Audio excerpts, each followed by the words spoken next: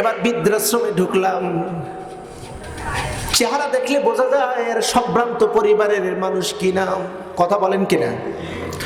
চেহারার মধ্যে দেখি সম্ভ্রান্ত ঘরের পরিবারের বাবা মা।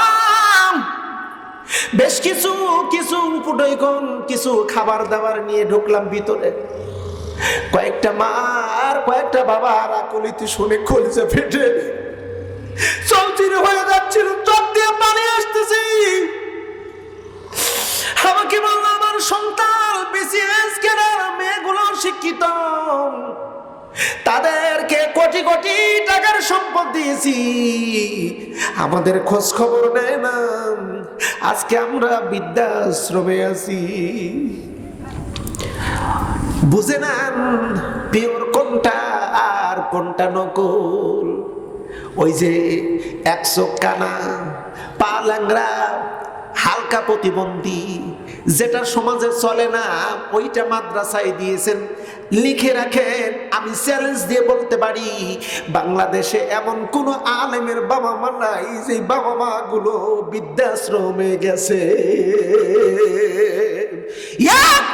খুঁজে পাবেন না। আলেম ওলামা যাও, সেই আলেম ওলামা প্রত্যেকটা বাবা মার খেদমত করে, এমন খেদমত করে অকল্পনীয়।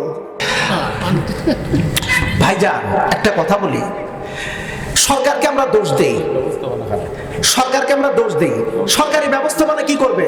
একটা কথা ভালো করে রাখবেন, 300 সংসদ সদস্য, তাই না?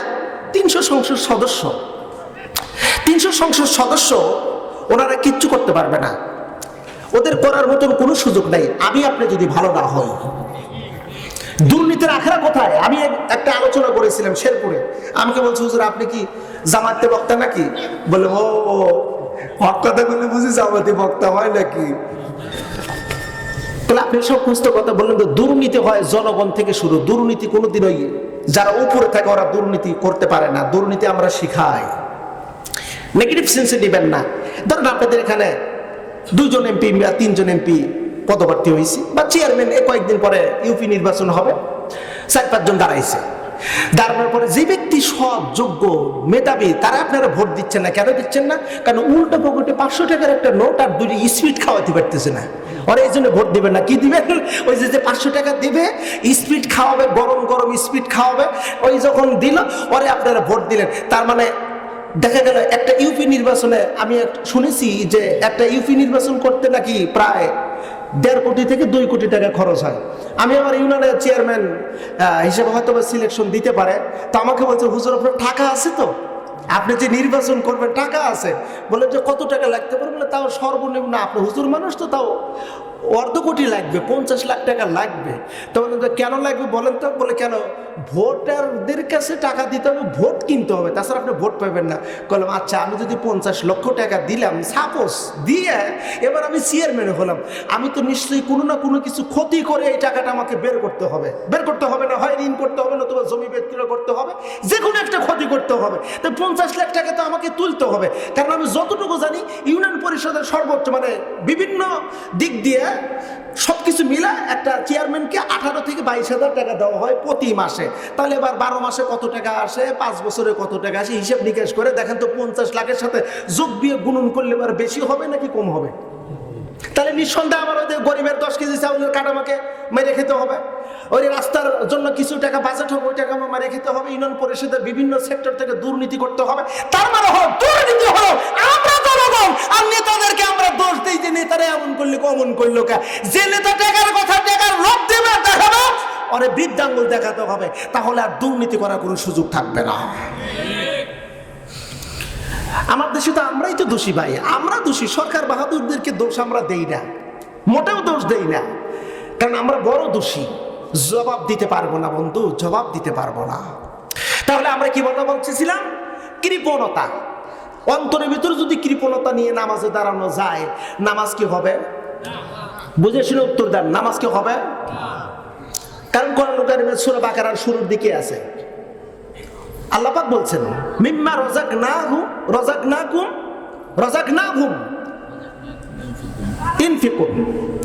রাযাকনাকুম ইনফিকুন, তোমাদেরকে যা রিজিক দেওয়া হয়েছে তা থেকে তোমরা ব্যয় করো।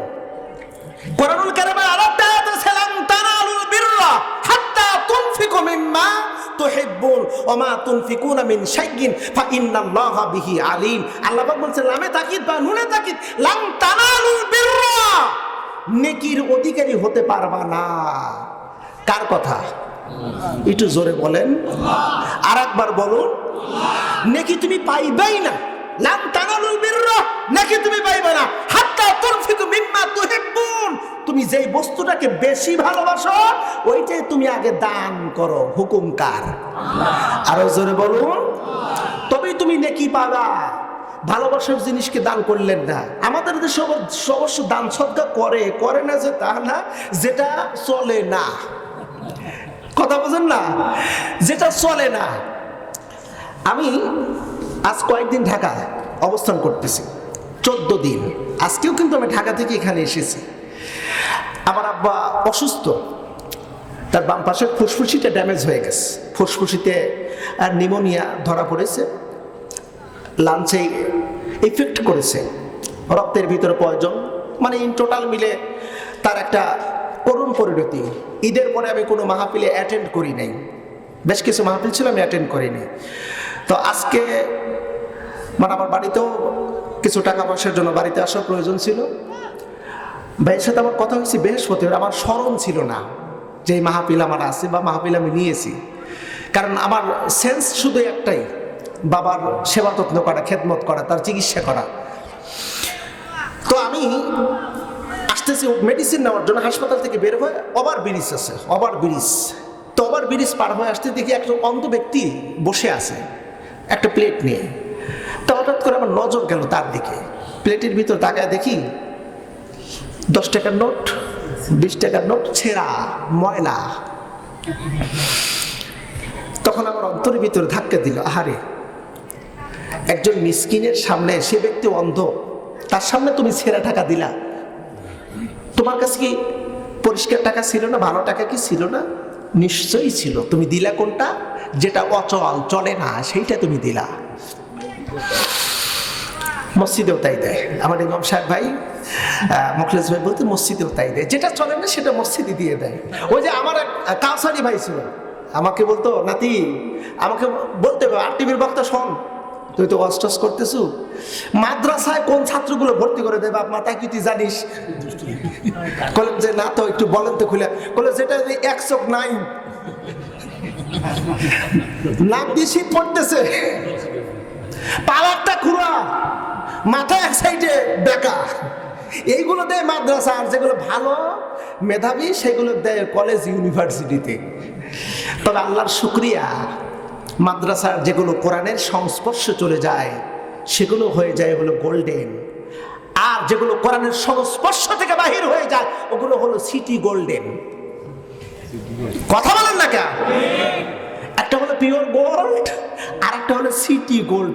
আপনাদের কাছে বলি, সিটি গোল্ড যদি আপনাদেরকে বলা হয়, ওই এখন তো স্বর্ণের দাম কত করে ভরি জানো?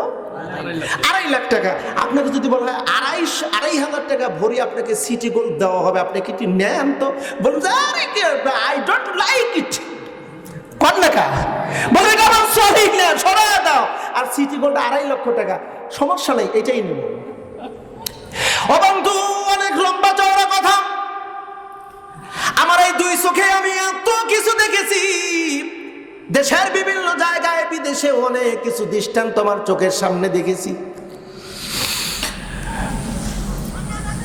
কিশোরগঞ্জের বিশেষ একটি জায়গার নাম আমি বলবো না, এই পাবনা জেলারও কয়েকজন সচিব আছেন, সেখানে বৃদ্ধাশ্রম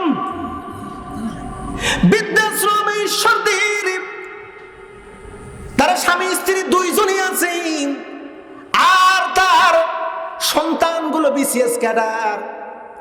একজন হলো জজ, আর একটা হলো সুপ্রিম কোর্টের উকিল ছিল। 21 সালে আমি যখন কিশোরগঞ্জে গেলাম, কিশোরগঞ্জে প্রায় প্রত্যেকটা উপজেলায় মাহফিল কমিটি বলল, হুজুর চলেন যাই, এমন একটা জায়গা নিয়ে যাব, দেখলে আপনার কলজা কেঁপে উঠবে। আমাকে নিয়ে গেল। এবার বৃদ্ধাশ্রমে ঢুকলাম। চেহারা দেখলে বোঝা যায় এর সম্ভ্রান্ত পরিবারের মানুষ কিনা। কথা বলেন কিনা? চেহারার মধ্যে দেখি সম্ভ্রান্ত ঘরের পরিবার। ফুটোইকন কিছু খাবার দাবার নিয়ে ঢুকলাম ভিতরে। কয়েকটা মা আর কয়েকটা বাবা আকুলিতে শুনে কলিজা ফেটে চৌচির হয়ে যাচ্ছিল, চোখ দিয়ে পানি আসতেছে। আমাকে বললো আমার সন্তান বিসিএস কেনার মেয়েগুলো শিক্ষিত, তাদেরকে কোটি কোটি টাকার সম্পদ দিয়েছি, আমাদের খোঁজ খবর নেয় না। আজকে আমরা বৃদ্ধাশ্রমে আছি। বুঝে নেন পিওর কোনটা আর কোনটা নকল। ওই যে 100 কানা পা ল্যাংড়া হালকা প্রতিবন্ধী যেটা সমাজে চলে না, ওইটা মাদ্রাসায় দিয়েছেন। লিখে রাখেন, আমি চ্যালেঞ্জ দিয়ে বলতে পারি বাংলাদেশে এমন কোন আলেমের বাবা মা নাই যে বাবা মা গুলো বৃদ্ধাশ্রমে গেছে। খুঁজে পাবেন না।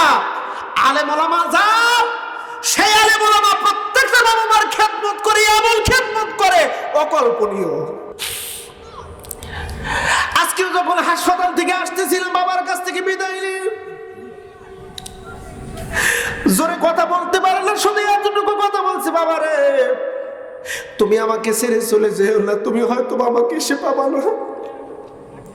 আমি বললাম বাবা টেনশন করেন না, আপনার রোগ ভালো হয়ে যাবে, আমি চলে আসবো ইনশাল্লাহ, সকাল সকাল চলে আসবো। অনেক প্রোগ্রাম মিস করেছি, আজকের প্রোগ্রাম আমি যাই একটু ঘুরে আসি, আমি একটু অল্প সময়ের ভিতরে চলে আসবো। আমার আব্বাকে যে কতটা ভালোবাসি সেটা আমি বুঝতে পারিনি। অসুস্থ হওয়ার পর বুঝলাম যে হ্যাঁ, বাপ কি জিনিস। যাদের সন্তান এখনো লেখাপড়া স্টাডি করে,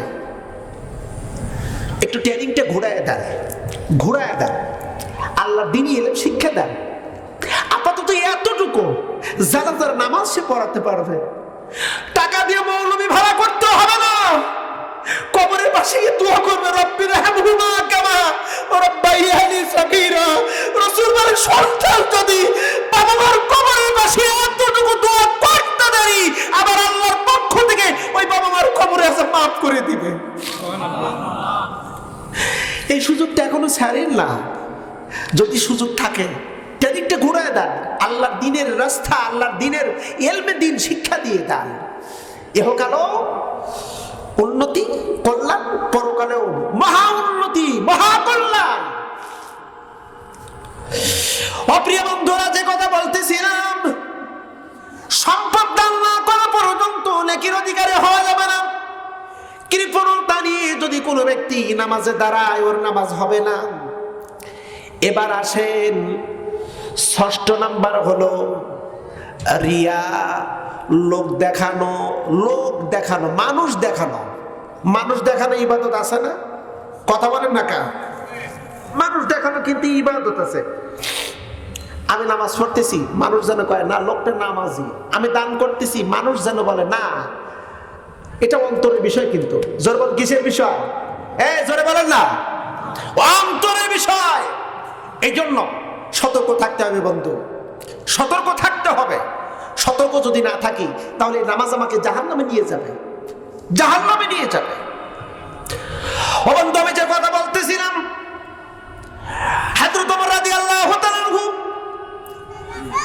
তিনি এত বড় মাপের একজন মানুষ ছিলেন।